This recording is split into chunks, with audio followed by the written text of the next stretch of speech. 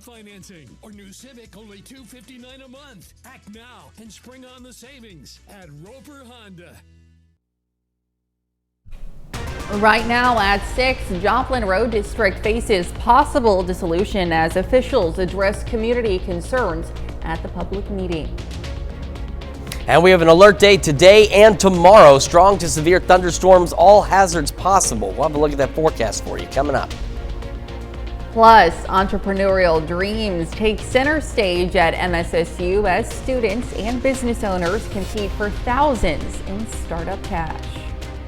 The 4 states' most watched news starts now. Well, good morning and welcome to the KOAM Morning News at 6 a.m. I'm Elise Snowy. I'm Chris Warner. It is a finally Friday in the 4 states, Yes. April the 18th. So we've made it through this week. Been a pretty good week for the most part out there. Not too bad. We had some strong storms yesterday morning, well, some severe storms yesterday Yes. morning. This morning, much calmer, but in the next several hours, that's going to begin to change across the area. Let's start with that look outside, though. Downtown Pittsburgh, we're looking pretty good so far this morning. We have some clouds out there right now. I'd say about partly cloudy, depending on where you are at the moment. The MoDOT camera 20th and range line in Joplin looking pretty good as well as we get this Friday underway. So heading into the afternoon, could get a few isolated to widely scattered showers, possibly a thunderstorm or two. We do want to keep an eye on anything that develops into the afternoon and early evening hours because it'll be ahead of the front. It'll be in an environment that it could potentially intensify. Now, future track and other model data not necessarily suggesting that that's going to happen, but it is something we want to monitor because anything that fires up ahead of that front could intensify if the right parameters are met, and it's an iffy situation whether or not that will happen. But one way or the other, at least some of us may get a couple of showers or thunderstorms ahead of the main front that'll move in later tonight. That'll bring a greater severe risk for us, and that severe risk looks like this. We do have a low tornado threat across the region, or at least parts of the region, and then the bigger concerns are going to be for large hail, damaging wind gusts, and into northeastern Oklahoma, the potential for very large hail, 2 inches in diameter or greater. So again, that coincides with the elevated risk today. The front kind of stalls out on us as we head into our Saturday. So if you are along and southeast of it, we got another low to elevated threat for strong to severe thunderstorms, especially into the afternoon and evening on Saturday. And same situation Sunday. We're looking at maybe a couple of rounds, maybe an early morning round, and then another round later in the afternoon that'll develop in this zone, and we're all to the east. And then eventually we'll start to clear out. So if you have holiday weekend, holiday travel plans, or just plans in general, Easter egg hunts, things like that, you need to stay weather aware. Keep the Skywatch weather app handy, and just make sure you are prepared to take action and you have a safe place to go. Same goes with these flood watches. They're across most of the area until Sunday evening. So if your plans this weekend involve heading down to the lake, the creek, wherever it may be, make sure you're paying very close attention to flood alerts and make sure that if they tell you to get out of there, you are ready to get out. Don't hesitate. 70 in Joplin right now, as well as Pittsburgh. Bear in mind, 70 is about what our average high should be. There's that cold front. You can see it very clearly on the temperature map. Ahead of that, we have those gusty south winds, and right now, most of us upper 60s, low 70s. So some of us are actually warmer than what our average high for this time of year should be. Kids getting on the bus this morning, partly cloudy, mid 60s. South winds gusting to 35. Those winds start gusting to 40 later this afternoon. We'll start to see some of those isolated showers and storms, going about 80 when that bus brings them home. Our highs today, eventually into the low 80s for most of us. Isolated shower and thunderstorm chances through the early evening hours. And as I mentioned, once that front gets closer tonight, more showers and thunderstorms with that severe threat increasing. We'll go over the details. We'll go over the timing from tonight into tomorrow and what we're looking at for Easter Sunday as well here in just a few more minutes. Elise? All right, Chris, thanks. Well, city officials cut the ribbon on a brand new safety addition for the Joplin Regional Airport yesterday. The $8.6 million aircraft rescue and firefighting building will feature storage for 2 ARF trucks and associated equipment, along with the airport personnel trained to operate them. Now, the airport's snow removal equipment will also be stored in the 12,000 plus square foot building. We have 2 aircraft rescue firefighting vehicles. It's basically an FAA regulated firefighting vehicle that's used for airport use only. We have airport operations who do all kinds of stuff across the field. They do the mowing, they do the maintenance, they do the inspections, and they also are firefighters. So this facility is for those airport operations personnel. It is for our aircraft rescue firefighting vehicles, our equipment, hazardous materials, storage, and it is also for our snow removal equipment. Zonner says the city paid 5% of the total cost of this building. Now the rest came from 2 federal grants. Well, Newton and Jasper County residents look for answers about the future of the Joplin Road District. Residents gathered to ask questions about the possibility of the Joplin Special Road District dissolving. The road district maintains 90 miles of road in Jasper County and 140 miles in Newton County. Petitions signed in both counties lead to the possibility of the road district being dissolved. And many citizens in attendance say they don't want the road district to be dissolved. Joplin Special is a proven road district. They have done an awesome job over the years of taking care of Joplin, Jasper County, and Newton County District. Our citizens just don't feel like we want anything to happen to our road district. Now, Jasper County and Newton commissioners voting is upcoming hearings will determine if the Joplin Special Road District will be dissolved. Well, college students and business owners took advantage of an opportunity to expand their business and make connections at Missouri Southern yesterday afternoon. Students who are developing or already have their own businesses get a chance to present their ideas in front of a panel of judges. The local business owners and entrepreneurs also got the chance to demonstrate and present their ideas as well. It's a good exercise in understanding yourself, understanding your business, refining the language that you use when you talk about your business, and then hopefully other people will do that too, because it is really a rewarding experience. Pitchpalooza is really just a great event for young entrepreneurs to get out of their comfort zone and to try to see what they can improve on so that we can contribute to the economic market of Missouri. A few lucky participants walked away with a $2,000 cash prize. And it was a day at the Diamond in Fort Scott yesterday. Fort Scott Community College and Labette Community College baseball and softball teams were playing. FSCC invited the community out for its annual Spring Sports Tailgate, complete with free hot dogs and a good day to support local teams. We love giving back here. Our committee is all for the community. Our entire campus is community forward. And we love to develop our family. All of our athletes are our family, all of our students are our family, and their coaches really bring that out in them, trying to build those relationships. Now, donations were also being raised for the Couch family at yesterday's event. Softball player Bailey Couch's family lost their home in the April 2nd tornado near Brawna, Missouri. Well, hundreds of smiles ages 8 and up were seen on the trail yesterday on the campus of Pittsburg State University. Special Olympics Kansas partnered with PSU's Therapeutic Recreation Program to host the 2025 Terrific Day, which involved the Treats and Trails outdoor walking event with games and prizes. The event brought nearly 150 participants together for a morning of activities centered around an outer space theme. Kind of just giving back to the community almost, and I don't know, I kind of like being around special needs. I think it's cool, I think it's fun, and I think everyone deserves to have a little bit of fun. Organizers aim to promote physical activity, social interaction, and fun for individuals with disabilities. And that's a look at this morning's top stories and weather in our first 7 minutes coming up on the KOAM Morning News.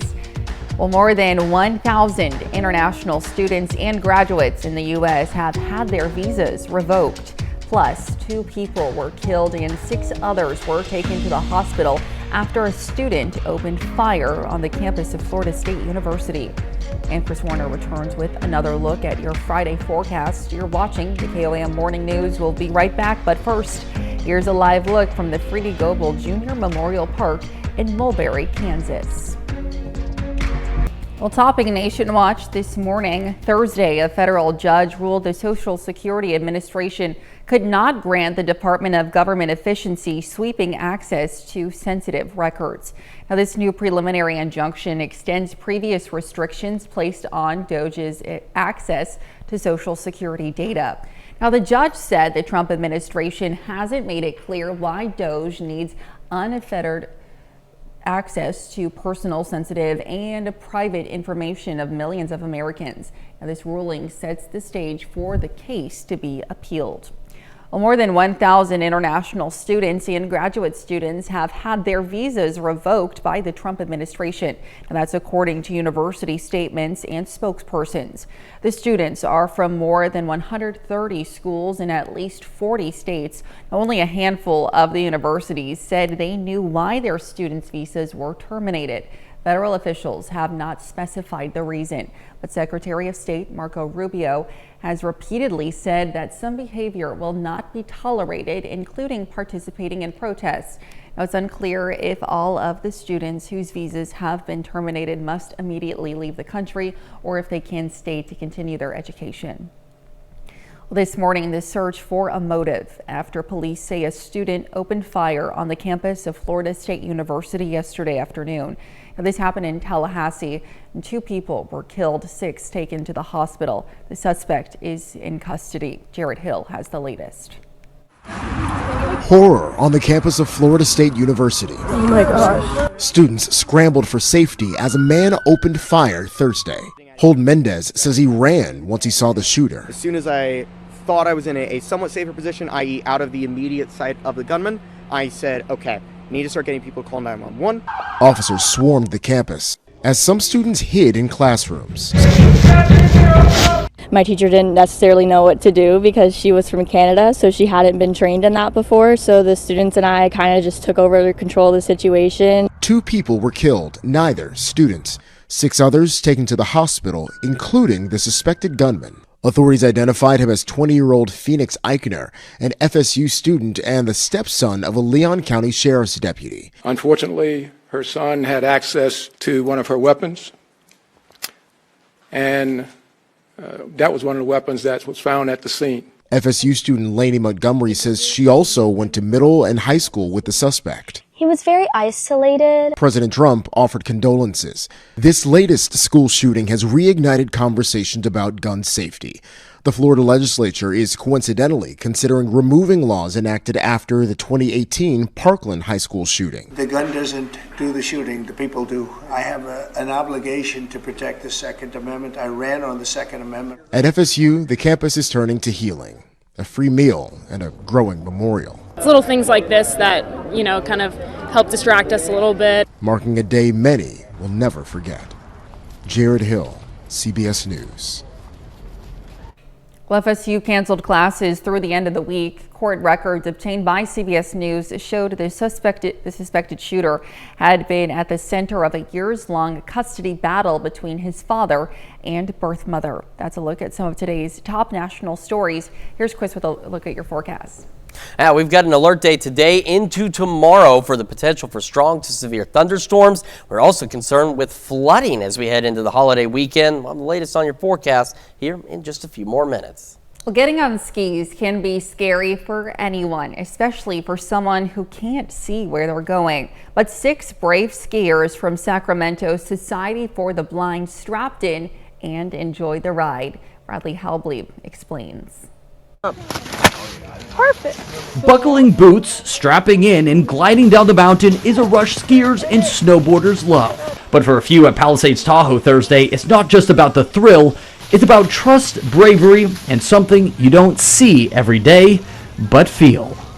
Oh, the feeling that you're doing once you're gliding down, it's amazing. This is Robert Edwards' second time skiing. Like most other skiers, he's eager to learn and get better, but he has to do it without sight. Never skied until I was blind, so I can't describe the feeling. It's just amazing. Paired with a guide from Achieve Tahoe, Edwards is one of 6 skiers from Sacramento's Society for the Blind, taking part in the 6th annual Blind Ski Day. So far, it's 2 thumbs up. Absolutely fantastic. Ophthalmologist Dr. Christian Serdahl helps lead the program and says the returning skiers have their own unique ways of getting down the mountain.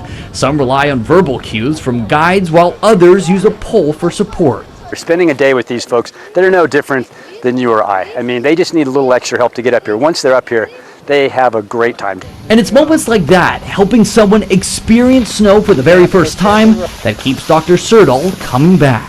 Many times we'll bring people up here. They've never even been in the snow before. They've never touched snow before. So you bring them up here, you see the look on their face. It's extraordinarily uplifting. Going up and down as many times as we can. It's a reminder that skiing takes a lot of courage for anyone. But for those doing it without sight, it takes just a little bit more. You can all do it. Everybody can do it. Come have fun. It's absolutely amazing. I wouldn't pass it up. Now, Serdahl says the program has been so successful over the past 6 years that he hopes he can expand it in the future. Now let's head over to Chris for a quick look at the forecast. Yeah, we've got what looks like a beautiful start to the day out there, especially a lot calmer than what we had yesterday morning at this time, but we have those alert days in place today into tomorrow for that risk of strong to severe thunderstorms and the potential for some flooding. We'll have another look at your forecast when we come back.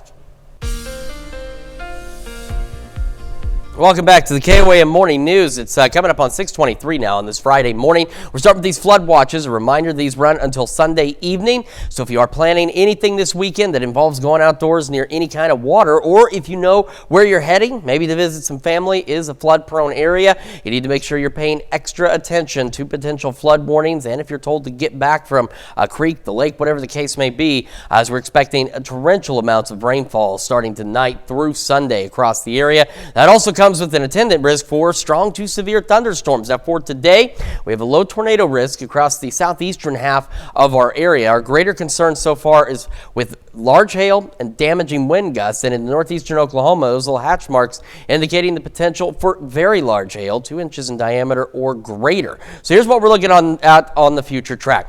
Before the front gets here, we could get some prefrontal storms, which obviously those are the ones that will form ahead of the front. If we see any through the afternoon and into the early evening, some of those could intensify. They'll be ahead of the front where the warmer air is, where the moisture is. They could potentially tap into that and become strong, possibly severe themselves. Or even today, there's still mixed data on whether or not any of the showers we see ahead of that front will be able to intensify. But we do want to keep an eye on them just in case. Now, as we go into the evening, here's that front. Nothing yet. But right after about 8, 9 o'clock, we start to see pretty rapid thunderstorm development take place along the frontal boundary. So by 10, we've got Yates Center, Fredonia, stretching back into Elk and Chautauqua counties with these thunderstorms. Overnight, they will continue. We'll get that first round through, and then we'll have additional showers and storms after that. So our severe threat initially for tonight is going to be, let's say, between 9 p.m. and about 2 a.m. tomorrow morning. That's where the greatest window is going to be for widespread severe weather chances. Now, into Saturday, again, a few showers. We get a little bit of a break early Saturday morning, but what happens, you see that wind shift line, and the front kind of stalls out right on top of us, splitting the area in half. That's why the southeastern half for tomorrow has another severe risk, which we'll show you in just a moment. But we'll have a few scattered showers initially, and then by mid-morning, we see those thunderstorms begin to erupt again along that frontal boundary. And if you are ahead of that frontal boundary, you'll have the south winds, which means you'll have more moisture pulling in, and you'll have more instability pulling in, and that could allow additional strong, potentially severe thunderstorms to develop as we head later into the evening and overnight hours, Saturday into Sunday morning, with a couple of complexes of strong, potentially severe thunderstorms.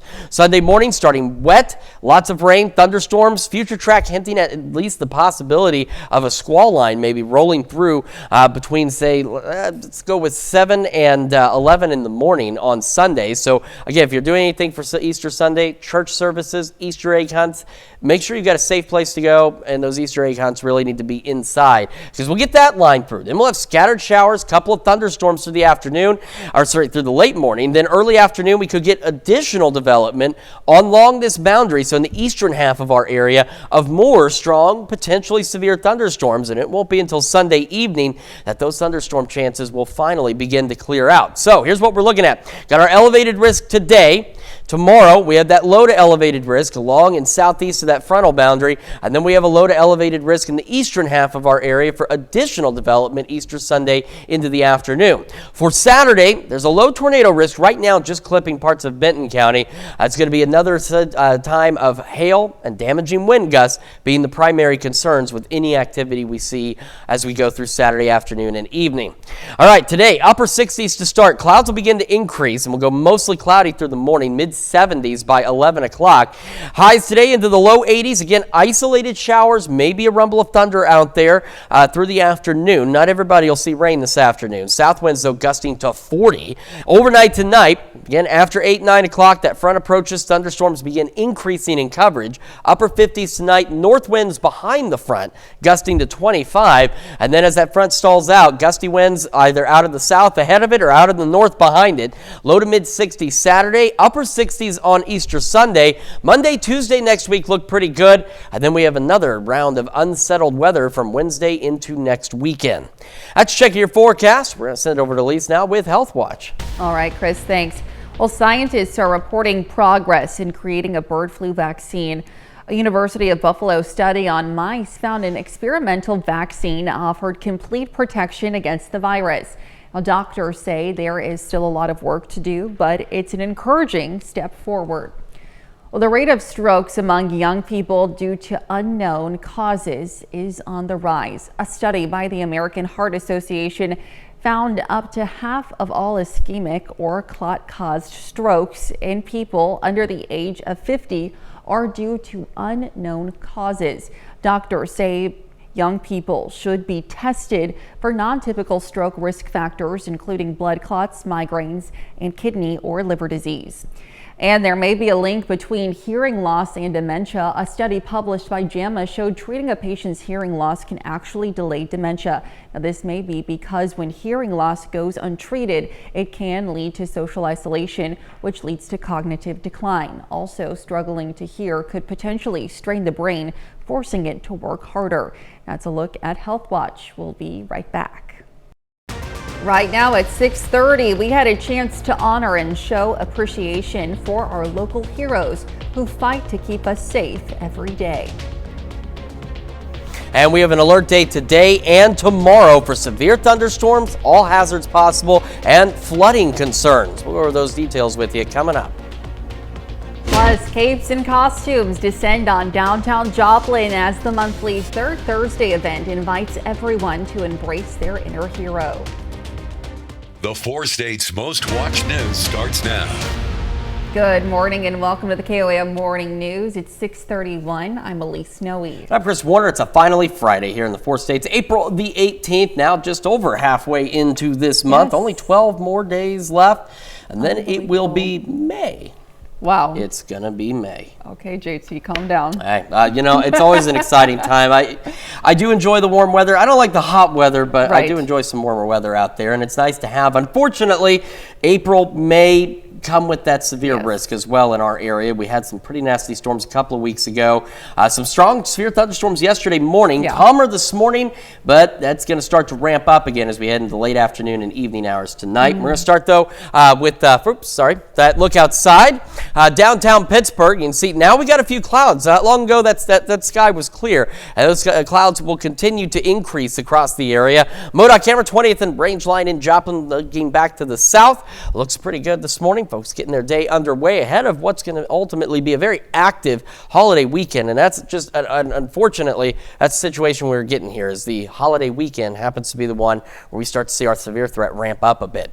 Ahead of our cold front today, we could see some isolated to widely scattered showers, maybe a couple of thunderstorms. Now, again, the computers really are having a hard time making heads or tails of these prefrontal storms. They'll be in an environment that would support them developing and intensifying intensifying into strong, potentially severe storms, but there's some other variables in play, like the cap, that may not allow them to really take off. So it's something we've got to watch. With any showers or thunderstorms ahead of the front, we want to just keep an eye on them just in case. It won't be until about 9, 10 o'clock as we see storms initiate along the front, when our severe threat becomes more widespread and really begins to ramp up. We do have a low tornado risk across the southeastern half of our area, but our greater concern again is going to be with large hail and damaging wind gusts. And in northeastern Oklahoma, these little hatch marks indicating the possibility of very large hail, 2 inches in diameter or greater. So of course with that comes the elevated risk for today. Tomorrow, the front stalls out almost right on top of us and could allow additional strong to severe thunderstorm development along and southeast of that front, especially as we head to tomorrow afternoon, evening, and overnight. And then we could see a couple of rounds of strong, potentially severe storms in the eastern half of our area as we go through Sunday, with other thunderstorms still possible across the western half of our area. So a lot to keep an eye on. Then, to throw everything else in there, we've got a flood watch for most of the area because we're looking at anywhere from 3 to 5 inches of rain through the weekend. So do make sure you've got the Skywatch weather app to keep aware of weather alerts. And if you're heading out this weekend by the creek, the river, whatever the case may be, if you're told to get out of that area, get out of that area. If you know where you're going this weekend is prone to flooding, just make sure you have an alternate route plan and make sure you've got a safe place to go in the event it gets pretty nasty out there. Temperatures this morning quite mild, 70 in Joplin, 68 in Pittsburgh. Bear in mind our average high this time of year is 70. There's that cold front. You can see it very clearly out there, starting to enter the far northwestern parts of our area. Ahead of it though, upper 60s, low 70s. So again, a very warm start for us. Kids getting on the bus, we're looking to be right about the mid to upper 60s, partly cloudy as those clouds increase. South winds gusting to 35. Through the morning, afternoon, those winds start gusting to 40, about 80 when the kids come home. And again, an isolated shower or thunderstorm will be possible, but not everybody necessarily will see rain. Highs today, low 80s. Again, isolated storms through the afternoon, and then the storms really begin to ramp up late tonight. We're going to go over all those details with you, break down the timing of these thunderstorm chances into the weekend here in the full forecast in just a few more minutes. Elise? All right, Chris, thanks. Well, yesterday, KOAM partnered with Hero Fund USA to host our annual First Responder Safety Giving Day. One participating department is the Osage Township Volunteer Fire Department out of McCune, Kansas. Now, the department hoped to receive an important tool that would help them be able to detect whether electric wires are live or not. Yesterday afternoon, Evergy made that possible thanks to their donation. We signed up for the Hero Fund because our budget's kind of tight as a volunteer department, and the grant would allow us to get these a lot cheaper. The fire chief says the detection tool will help their volunteers be aware of what situation they are walking into and to be safer in the field. Well, Nevada is another fire department hoping to be able to purchase necessary equipment with the help of our Hero Fund telethon. Now, the station is hoping to purchase an additional 6 sets of bunker gear for their firefighters. That gear is worn on a daily basis, whether it be for medical calls, responding to car wrecks, or fighting structure fires. Nevada's fire chief says the life-saving equipment comes with a hefty price tag. We have a budget every year for bunker gear, but we like to get more bunker gear for each person due to how expensive it is. So we're just kind of constrained with city budgets.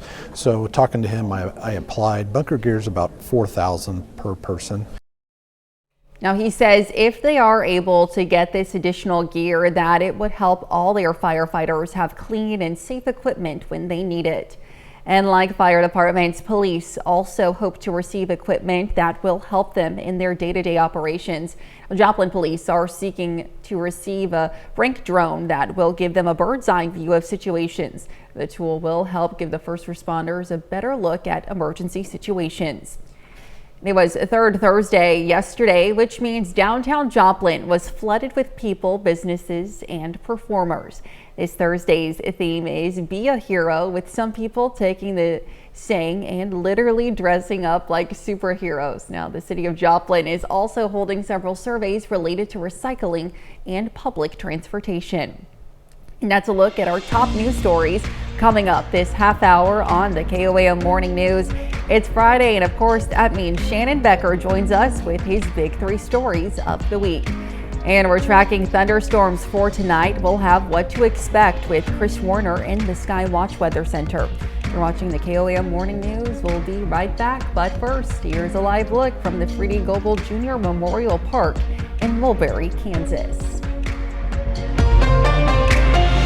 Well, welcome back. We've got Shannon Becker in the studio with his Big 3 news stories of the week. Good morning, Shannon. Good morning. How are you? I'm great, thank you. Fantastic. Let's take a look at the Big 3 live and local stories this week. What's happening where you live? House fire. Just off of downtown, I guess you could say, a little west of downtown. It was a house that's under renovation. They are still investigating. In fact, last night I had a chance to talk with the Joplin Fire Marshal. He believes the fire did start in the front porch area, but there had been someone around the residence, not the owners or the people that were working on it, in fact. So they're still continuing to investigate that. Joplin Fire Department put it out really, really fast, which is amazing, as always. Our number 2 story, KOAM News Now, tragedy in Newton County, just outside of Diamond. A vehicle pulled in front of that pickup truck, which then overturned. Inside the pickup, the Courtney family and their 6-year-old son, Finn, died in the crash, tragically. A very, very sad scene. They had the road blocked for hours that night. They do have a fundraiser currently that a lot of friends are wanting to help support the family, of course. You can now, we've got that on our website, KOAM News Now, more details. It's just awful, just sad story. Our number 1 story, KOAM News Now, live and local, and our Big 3. It was a huge event. Huge. Oh my gosh. Unbelievable. Yeah. Wow. When I was there, I was like, how many people? They actually had a count. It was 7,550 people at the Forest Park Baptist Church, 40,000 egg drop at Missouri Southern State University. I didn't zoom in, so you can't really see. I know. So you got 8,000 kids. You got to divide. Maybe everybody got 5 eggs if you did the math. Maybe. So, but the helicopter was just super neat, and the kids were lit up. They were so excited. That little boy in front of me, he was like, "Look at that helicopter!" He was so serious about it. Helicopter and then that drops candy. Can you imagine? It was very organized. They had all these sections where everybody, you know, the age groups, and then they had special needs kids and all that sort of stuff, in all these ages.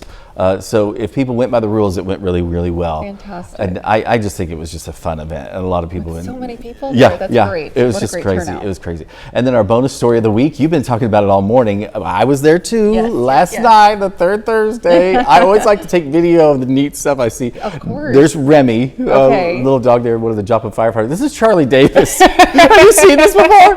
It's like a lazy boy recliner, but he drives it around. My friend Preston Rouse and Charlie Davis were both driving those last night. And then people were walking around wearing their cosplay. Yes, of course. Okay, and Joplin Police Department, they were out on their bicycles, which is, it's just that better weather and all that sort of stuff. Absolutely, got to take advantage. There's no official head count, but thousands of people, and it's always so fun. And it was perfect weather last night. Perfect weather. So good job once again, Downtown Joplin Alliance and everybody that showed up. They had 140 vendors last night. 140 vendors. I bet you next month too, with it being Route 66, will be absolutely fantastic as well. It's always super fun. Exciting. Yep.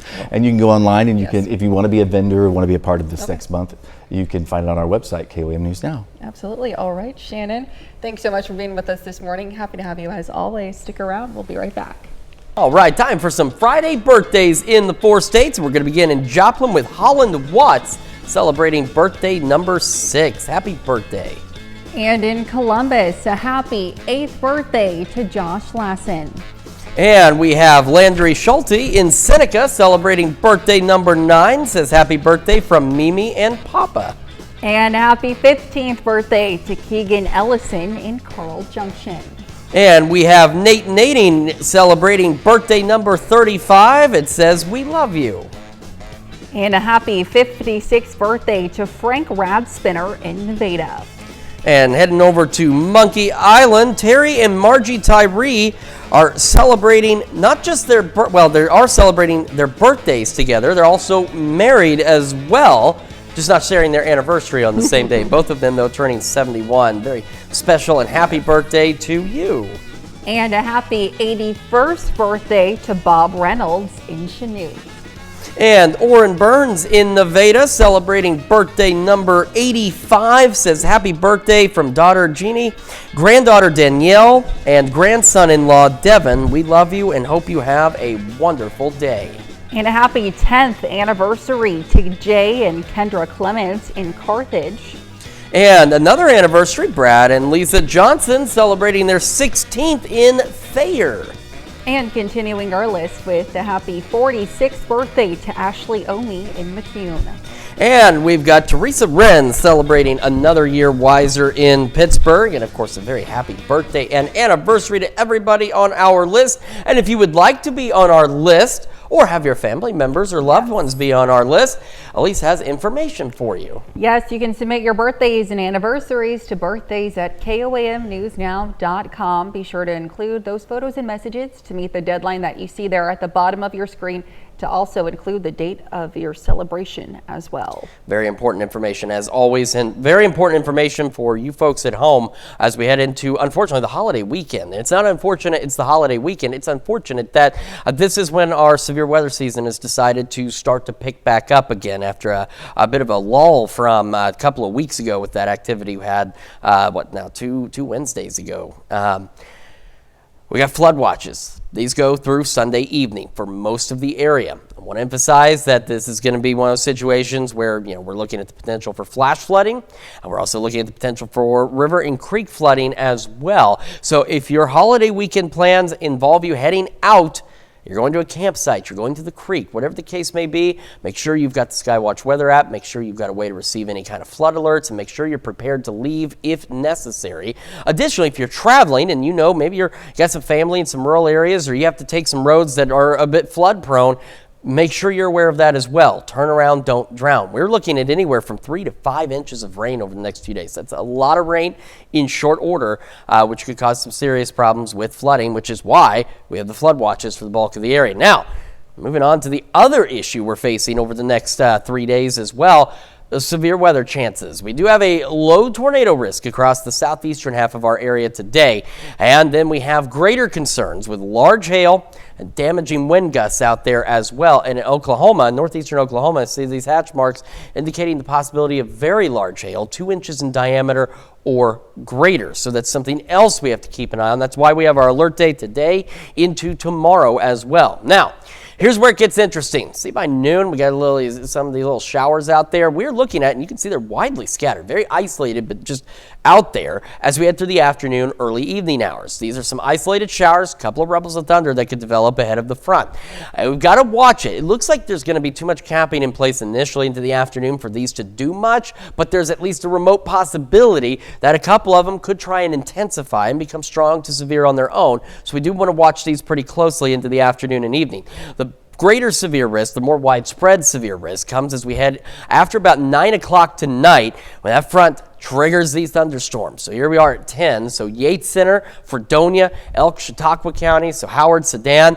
This is where it's getting started with these thunderstorms, and these could be strong to severe with those hazards we mentioned. They will continue overnight, and then by about 3 a.m., we just have a few lingering showers and storms out there. We're going to get a little bit of a break, actually, heading into early Saturday morning. Just a few isolated showers, but by about mid-morning Saturday, showers and storms fire up again, because you see that wind shift line, the front stalling out as we head into Saturday. So if you are behind the front, you're going to have those northeast winds. You're going to be a little cooler. You'll have showers and thunderstorms. But if you are ahead of the front, we have southeast winds. That's going to bring in the moisture, the instability, and we could see additional strong to severe thunderstorm development late in the afternoon on our Saturday, especially in the southeastern half of our area as we go through late Saturday into early Sunday morning. Now we head into Sunday. Future Track is hinting at the possibility of a squall line of storms developing off to our southwest and racing into the area very early Sunday morning. I know a lot of church services will either be starting or ongoing at this time. So again, you need to stay weather aware heading into this holiday weekend. Unfortunately, we've just got this severe weather set up. We don't plan the weather. We just tell you what's expected. So we have to watch this. And then shortly after, into the afternoon, we'll have a few scattered storms on the backside. But out in the eastern portions of our area, we could see another line of strong to severe thunderstorms erupt along the I-49 corridor and then quickly race off to the east. And by 5 Sunday, we should finally be done. So here's what our severe threat looks like over the next few days. Again, the elevated risk across most of the area today. Southeast of that front, low to elevated risk tomorrow. and then a low to elevated risk Sunday with that thunderstorm development possible by Sunday afternoon. And into tomorrow, at this point, we have a low tornado risk just clipping Benton County. Our Saturday threats similar to today. It's going to be a bigger concern with large hail and with those damaging wind gusts across the area. So a lot to watch out for. Got a beautiful sunrise though this morning, but clouds will be increasing. Be upper 60s by 8, mid 70s by 11 o'clock this morning, and those south winds gusting upwards of 40 miles an hour. We're going to have another look at your forecast, plus the news you need to know here in just a moment. And we switch over to Fox 14 at 7, or if you stay with us right here on KOAM Plus, we're going to get an inside look at some of the newest Easter candies from the largest candy producer in the United States. And here's a check of today's top headlines, the news you need to know before you head out the door. Newton and Jasper County residents look for answers about the future of the Joplin Special Road District. The road district maintains 90 miles of road in Jasper County and 140 miles in Newton County. Petitions signed in both counties lead to the possibility of the road district being dissolved. County commissioners will be voting to determine if the Joplin Special Road District will be dissolved.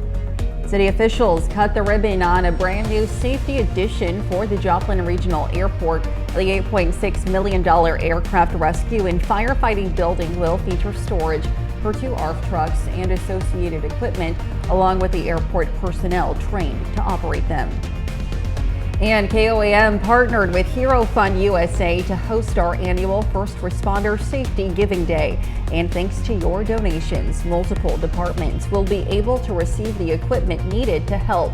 McCune Volunteer Fire Department, Joplin Police, and Nevada Fire will now be able to invest in technology and personal protection equipment that will serve the departments so they can help their communities. And that's a check of today's top headlines, the news you need to know before you head out the door. And a reminder, alert day today and tomorrow, strong to severe thunderstorms possible. Some isolated shower storms possible into the afternoon.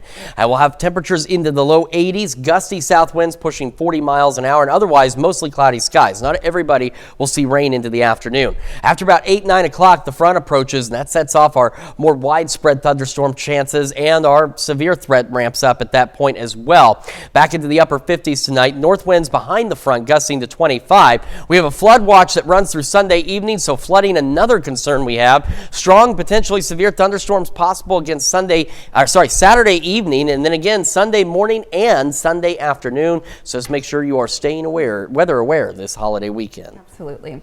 And coming up today at noon, we're making baked overstuffed shrimp in the Mr. Food Test Kitchen. And your morning news continues on KOAM with CBS Mornings. Or you can switch on over with us on Fox 14, where your only local morning news continues. This morning, Andrew Allett and Keller Irwin join us in the studio to talk about the Pittsburgh Farmers Market. And Shannon Becker back with his big 3 news stories of the week. Just in case you missed them, don't worry. He's going to come back and tell you about them again. That's going to wrap it up for us for now, though. We'll see you back here Monday morning at 5 a.m. And we'll see you today at noon.